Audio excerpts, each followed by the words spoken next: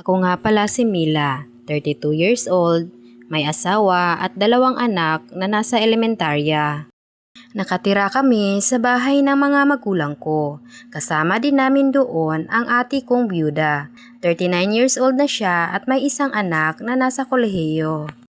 Ang ate ko ay sa Taiwan nagtatrabaho at tuwing magbabakasyon lang siya, kami magkasama-sama sa bahay. Close si ate at ang asawa ko kahit dati pa man. Minsan nga nag-iinuman sila sa bahay. Kasama din nila ang mga magulang ko at ang mga pinsan ko. One time, 3:00 ng madaling araw, nagising ako at wala sa kwarto ang asawa ko.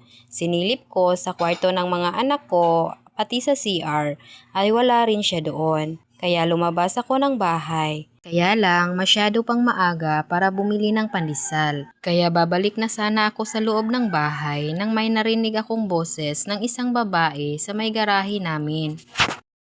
Dahan-dahan akong lumakad papunta sa may garahe at medyo may sinag ng liwanag sa gilid at sinilip ko at gulat na gulat ako sa aking nakita. Nanginginig ang buo kong katawan. Ang ate ko ay inararo ng asawa ko ng patayo. Nakaangla sa kanya habang pasandal sa pader. Dahan-dahan akong naglakad pabalik sa kwarto namin at doon ako umiyak ng malakas. Hindi ko kayang mag-iskandalo dahil andun lahat ng pamilya namin. Ayaw kong mapahiya ang asawa at kapatid ko. Ang ate ko rin kasi ang sumusuporta sa mga magulang ko at nakikinabang din kami doon.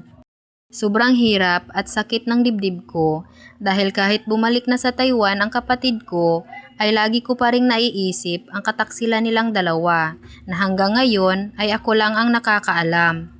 May mga sugat na walang nakakaalam dahil tahimik lang silang dinadala.